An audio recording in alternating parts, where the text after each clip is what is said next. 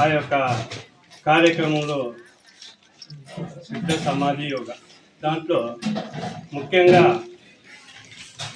పంచకోశ శుద్ధి అనే కార్యక్రమం ఉంటుంది. అది 18 రోజుల కోర్సు 18 రోజుల ప్రోగ్రాము. దానిలో మన శరీరంలో పంచకోశాలని ఉంటాయి, వాటిని శుద్ధి చేసుకోవడం ఎలా అనేది నేర్పడం జరుగుతుంది. అలాగే ప్రాణాయామము, ధ్యానము, ఆసనాలు ఇవి కూడా నేర్పడం జరుగుతుంది. అలాగే అమృతాహారం, ప్రకృతి సిద్ధంగా దొరికేటటువంటి పండ్లు, కాయలు, వాటిని ఎలా మనం రుచికరంగా చేసుకొని తినాలి అనేది కూడా అక్కడ 14 రోజుల కోర్సులో గ్రాడ్యువల్గా ఫుడ్ అక్కడ పెట్టడం జరుగుతుంది. అది దానివలన మన శరీరంలో ఉన్నటువంటి మలినాలన్నీ కూడా పోయి శక్తివంతంగా, ఉల్లాసవంతంగా తయారవుతాం. ఇంకా ధ్యానము, అలాగే ప్రాణాయామం వల్ల ప్రాణశక్తి మన శరీరంలో అంతటికీ వ్యాపించి మనకున్నటువంటి చిన్న చిన్న ఎలిమెంట్స్, బీపీ, షుగరు, అలాగే తలనొప్పి, ఇలాంటివన్నీ కూడా ఈ యొక్క కోర్సు చేస్తే, అక్కడ చెప్పిన విధంగా పాటిస్తూ వస్తే 14 రోజులకు మీకు మీరే చెబుతారు ఆ ఫలితం ఏంటి, మీ నోటి ద్వారా అందరికీ తెలియజేస్తారు. ఇది 14 రోజుల ప్రోగ్రాము. ఎక్కడైనా ఒకసారి పెడతాము. 4 రోజులు ఒక ప్రశాంతమైనటువంటి ప్రదేశంలో గురువులతో పాటు ఉండి అక్కడ నిత్య సమాధి యోగా అనే కార్యక్రమం ఉంటుంది. అన్ని పనులు చేస్తూ యోగాలో ఎలా ఉండాలి అంటే యోగ స్థితిలో ఉండి పనులు చేయడం. యోగస్థ కురు కర్మ అనేది మనకు భగవద్గీతలో చెప్పారు కదా, ఆ విధంగా మాకు డిసెంబర్లో విశ్వ హృదయ సమ్మేళనం అనే కార్యక్రమం జరిగింది మధురలో. అక్కడ మాకు గాయత్రి తపోవనంలో సెంటర్ ఇచ్చారు. చాలా అద్భుతంగా ఉంది అక్కడ మాకు సౌకర్యం. వాళ్ళు దగ్గర ఉండి ప్రతి విషయాన్ని సరిగ్గా ఉందా లేదా అని అడిగి మరీ దగ్గరుండి మాకు చూసుకున్నారు. ఒక నిమిషంలో చాలా ఉన్నతంగా ఉంది. కొన్ని విషయాలు మా సహచరులు కమలాకర్ జీ మాట్లాడారు. జై గురుదేవ్. సిద్ధ సమాధి యోగాను ఋషి ప్రభాకర్ గారు వీటిని 14 రోజులలో మన జీవన విధానం గురించి ఎలా ఉండాలి అనే కోర్సును తయారు చేశారు. ముఖ్యంగా ఋషి ప్రభాకర్ జీ గారి పరిచయంగా అతను గురూజీ గారు కర్ణాటకలో ఒక కుగ్రామంలో జన్మించి వారి గ్రామంలోనే 5వ తరగతి వరకు చదివి ఉన్నత చదువులకు బెంగళూరుకు వచ్చి బెంగళూరులో చదివి అక్కడ ఏరోనాటికల్ ఇంజనీర్ అంటే అంతరిక్షానికి మనం రాకెట్ ఎట్లా పంపించాలనో ఆ కోర్సును అక్కడ పూర్తి చేసి మధ్యతరగతి కుటుంబమైనా కూడా ప్రభుత్వమే వారికి పారితోషికం ఇచ్చి అమెరికాలో ఉన్నత చదువులకు అవకాశం దొరికింది. అక్కడ ఉన్నత చదువు చదివి వాటితో పాటు బిజినెస్ మేనేజ్మెంట్లో కెనడాలో అటావా యూనివర్సిటీలో చదివి అక్కడే కంప్యూటర్ సైంటిస్ట్గా ఉద్యోగం చేస్తున్న తరుణంలో టెన్షన్ అనేది ఎంతటి మేధావికైనా టెన్షన్స్ తప్పవన్నట్టుగా టెన్షన్స్ గురయ్యే పరిస్థితుల్లో వారు ఇమీడియట్గా పక్కన వాళ్ళ కొలీగ్స్ మాత్రం ఫ్రీగా ఉండి ఎలాగా అనేది తెలుసుకున్న తర్వాత మహేష్ గురూజీ గారి ట్రాన్స్జెండర్ మెడిటేషన్ కోర్స్ మేము చేశాము. దాని కారణంగా మేము ప్రశాంతంగా జీవిస్తున్నాం అన్నప్పుడు వీరు వెంటనే ట్రాన్స్జెండర్ మెడిటేషన్ తెలుసుకొని వారు ఉన్నత మేధావి కాబట్టి గురువు గారి మన్ననలు పొంది వెస్టర్న్ కంట్రీస్లో పాశ్చాత్య దేశాల్లో అన్నిటికీ ఒక అంబాసిడర్గా వాటిని ప్రచారం చేయడం జరిగింది.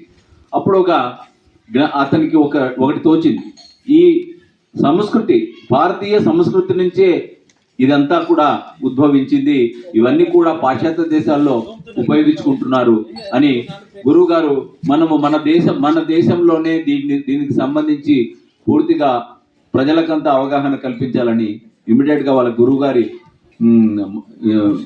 తెలియజేసి ఏదైతే జాబ్ చేస్తున్నారో దాన్ని తృణప్రాయంగా వదులుకొని వచ్చి ఇక్కడ చాలామంది గురువుల దగ్గర ముందుగా భగవాన్ విశ్వేశ్వరయ్య గారి సమక్షంలో అతను ఈ జ్ఞానాన్ని డిజైన్ చేసి అందరికీ అందే విధంగా, మామూలుగా ఏం చేస్తారంటే ఒక గురువు ఉంటే అందరూ శిష్యులే ఉంటారు.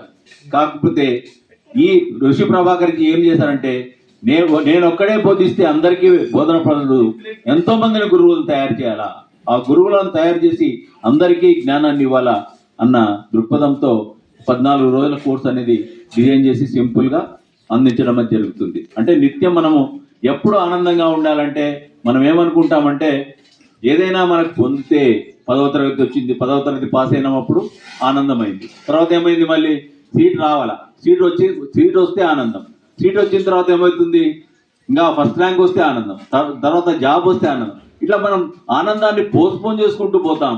అది పోస్ట్పోన్ చేసుకుంటూ కాదు, ఈ క్షణము అనివార్యము.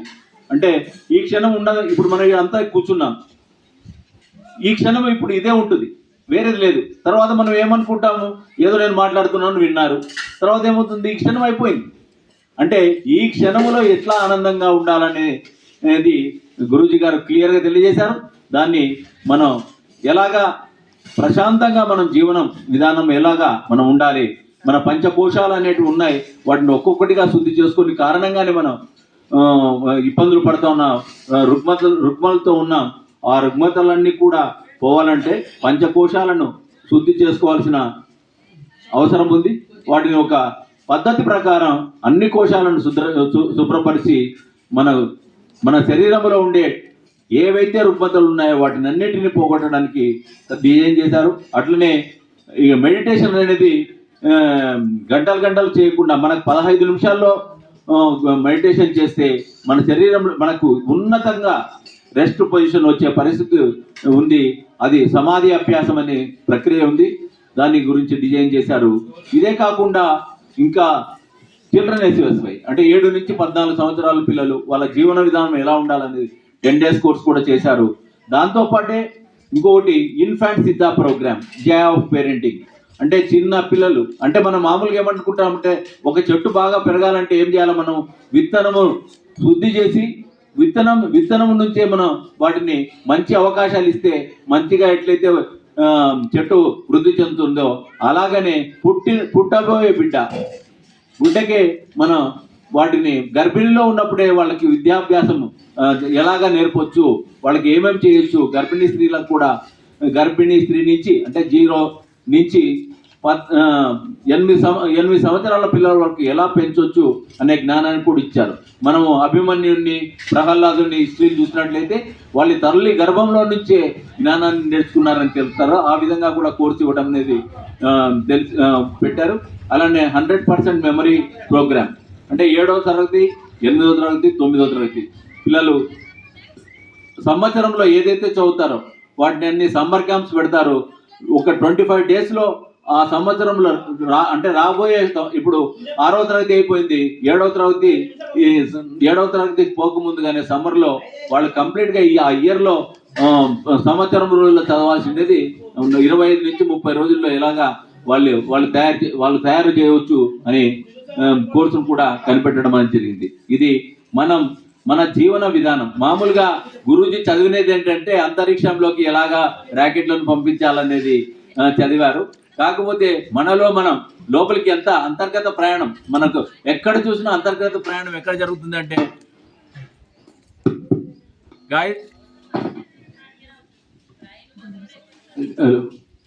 గాయత్రి మాత మనం ఎప్పుడైతే మనం మంత్రాన్ని చదివినప్పుడు కూడా మనం అంతరంగంగా ఎట్లా వెళ్తామో అట్లాగా మన జీవన విధానంలో కూడా ఎలాగా అంతర్ప్రయాణం చేయాలా అన్న కోర్సు డిజైన్ చేయడం అనేది జరిగింది.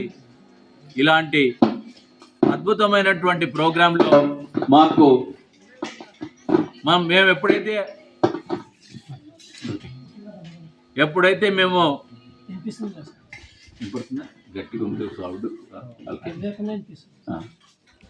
మేము ఏఎంసి అడ్వాన్స్ మెడిటేషన్ కోర్సుకు వెళ్ళినప్పుడు మాకు గాయత్రి మంత్రం ఉపదేశం చేసి అప్పటి నుంచే మేము దాదాపు గురువుల సమక్షంలో మేము 10 సంవత్సరాల నుంచి గాయత్రి జపం చేసుకుంటున్నాం, రోజు జపంలో ఉంటున్నాం. కాకపోతే యజ్ఞాల్లో పాల్గొనటం అనేది చేయలేదు. మేము 5 సంవత్సరాల క్రితం టీచర్ ట్రైనింగ్ కూడా దీంట్లో పొంది మేము గాయత్రి తపోభూమి అంటే హుబ్లీకి దగ్గరగా 25 కిలోమీటర్స్లో గాయత్రి తపోభూమి అనేది ఉంది. సంవత్సరానికి ఒకసారి మేము అక్కడ చాతుర్మాసాలలో రోజు 2 మాలలు జపం చేసి అక్కడ యజ్ఞానికి వెళ్ళేవాళ్ళం. గత సంవత్సరం నుంచి మాకు ఇక్కడ లోకల్లో కూడా 108 చేసినప్పుడు అట్లా కూడా మాకు అసలు